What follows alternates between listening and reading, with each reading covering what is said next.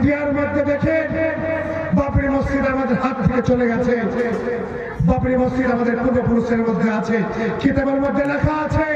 বাবরি মসজিদের আত্রাফে যে জায়গাগুলো আছে সেই জায়গাগুলোর মধ্যে কয়েকটা সাহাবায়ে কেরামের কবর আছে।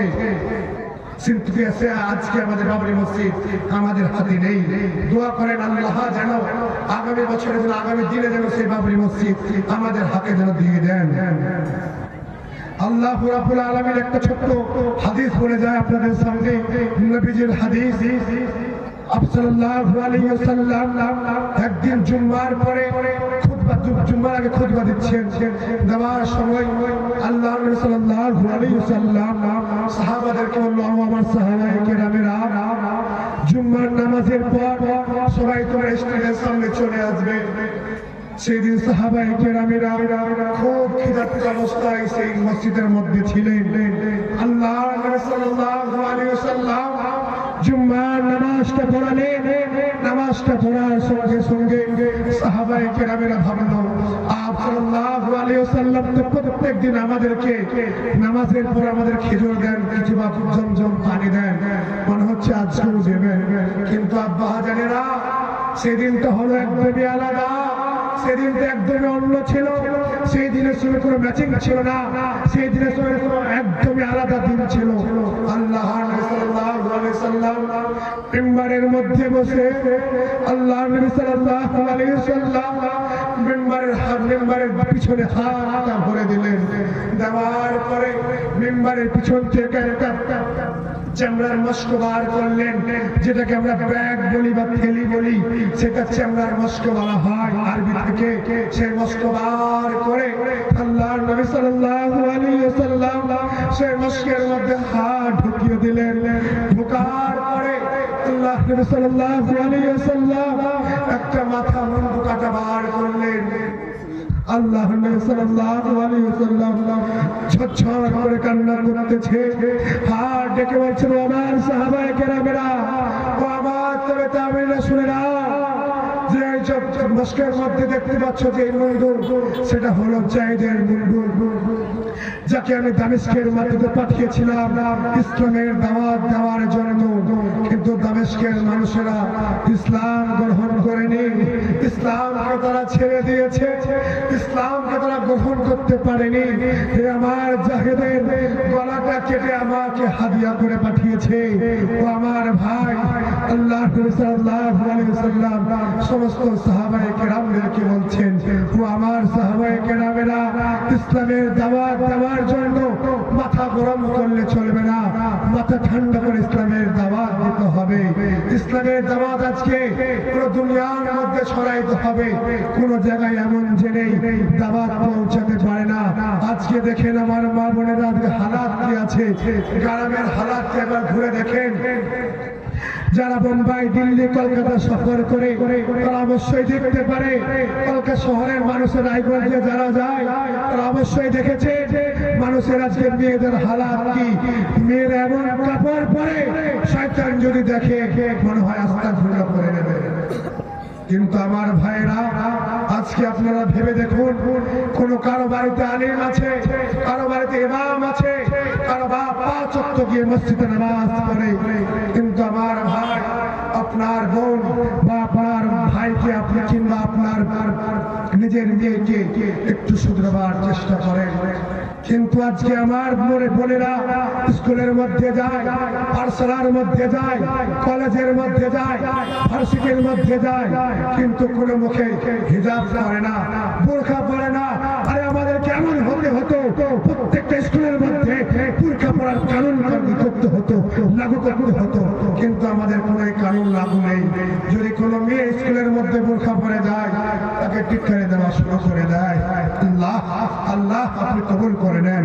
আল্লাহ সমস্ত মাস্টারদেরকে ইসলামের জন্য কবুল করে নেন।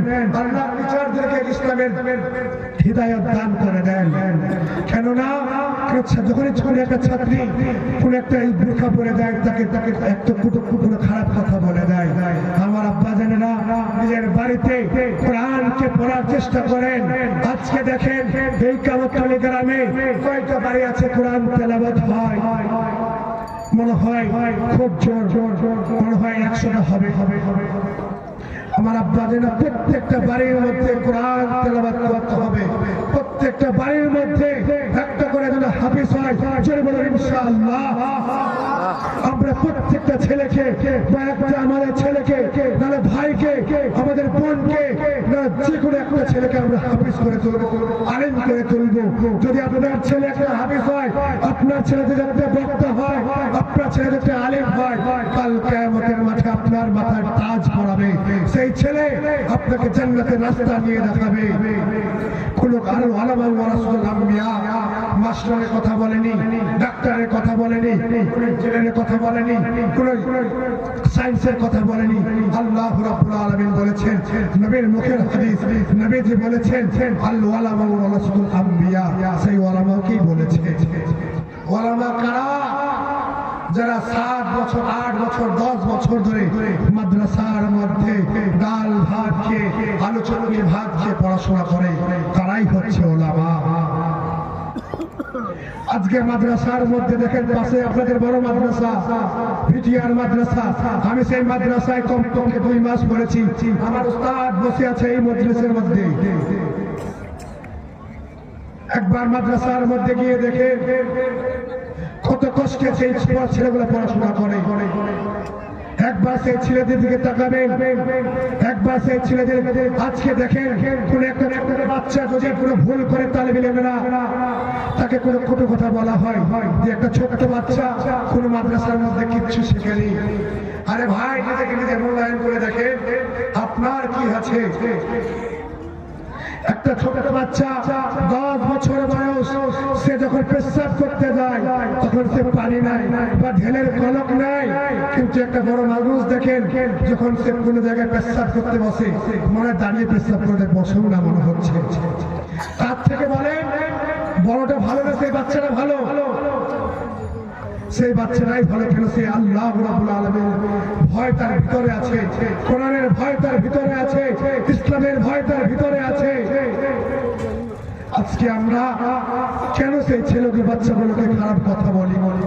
আল্লাহ রাব্বুল আলামিন কাউকে মেহমান বলে ঘোষণা করেনি, এই মেহমান বলে ঘোষণা করেছে এই বাচ্চাদেরকে, তালিবে ইলমকে, সে মাদ্রাসার ছেলেকে। যখন কোনো মাদ্রাসার ছেলে পড়তে যায় তার জন্য সমুদ্রের মাছ এবং সমস্ত পশু পাখি সবাই দোয়া করে, এবং কিতাবের মধ্যে হাদিসের মধ্যে এটাও লেখা আছে যে ফেরেশতারা তার ডানা তাদের পায়ের তলায় বিছানো দিয়ে দেয়, তাদের মধ্যে বিছিয়ে দেয়। সেই তালিবে ইলমরা তার পাড়ার পলকের মধ্যে পা দিয়ে দিয়ে মাদ্রাসার মধ্যে যায়। আপনারা ভয় করে যে মাদ্রাসায় গেলে কি হবে, মাদ্রাসার ছেলেরা কি করে, বেতন দিয়ে কি করে 5,000 টাকা বেতন, কিন্তু আব্বা জানে না এমন কোনো চুল চলবে না। আমাদেরকে এই গ্রামকে সমস্ত এলাকাকে শুধরে দিতে হবে। আমি চাই আগামী 5 বছর কিংবা 10 বছরের মধ্যে প্রত্যেকটা ঘরের মধ্যে, প্রত্যেকটা বাড়িতে যেন ইসলামের দাওয়াত যেন ছড়িয়ে যায়, প্রত্যেকটা বাড়ির মধ্যে একটা একটা করে হাফিজ পাওয়া যায়, জোরে বলে ইনশাআল্লাহ। আর প্রত্যেকটা মা বোনেরা যেন, প্রত্যেকটা মা বোনেরা যেন, ছোট্ট ছোট্ট বোনেরা যেন ঘরের মধ্যে বাড়ির মধ্যে কোরআন তেলাওয়াত করতে পারে। আমি আজকে মূল টপিকের মধ্যে যাচ্ছি না, কেন প্রথমেই টাইম শর্ট আমাকে দিচ্ছে, কেন যদি আমি টপিকের মধ্যে যাবে ছাড়ার ইচ্ছা করবে না, আবার এদিকে শ্বশুরের গালা, এটাও দেখতে হবে। আপনারা এই জন্য আমি মেন টপিকের মধ্যে যাচ্ছি না। আমার তো আশা ছিল যে নবীর ঘটনা কিছু আগে বাড়াবো, এই জন্য আমি ভাবছি যে ইসলামের দাওয়াতটাই আমি দিয়ে দিই। ইসলাম কাকে বলে, ইসলাম কিভাবে ছড়িয়েছে। আল্লাহ নবী সাল্লাল্লাহু আলাইহি ওয়াসাল্লাম একটা ছোট্ট হাদিস বলি আপনাদেরকে। একটা মুশরিক ছিল মদিনা কাবার মক্কার মধ্যে, মক্কা থেকে একটু দূরে বাড়ি, কাবা শরীফ থেকে নয় ধরে এখান থেকে ভিটিআর এত দূরে বাড়ি। সে মুশরিক, সে ছিল কাফের। সে একদিন রাত্রিবেলা মনে মনে কল্পনা করছে যে আমি আল্লাহর নবীকে প্রচুর কষ্ট দেব, প্রচুর জ্বালাবো রাত্রে গিয়ে। সে একটা ছদ্মবেশে একটা তলোয়ার নিল কাঁধের মধ্যে নিয়ে মাগরিবের নামাজের পর চলে গেল মসজিদে নববীর সামনে গেটের মধ্যে। আল্লাহর নবীর একটা অভ্যাস ছিল যে কি করতেন, যখন কাবা শরীফের মসজিদে হারামের মধ্যে কোনো যদি মুসাফির বসে থাকতেন, আল্লাহ নবী সাল্লাল্লাহু আলাইহি সাল্লাম সে মুসাফিরকে জিজ্ঞাসা করে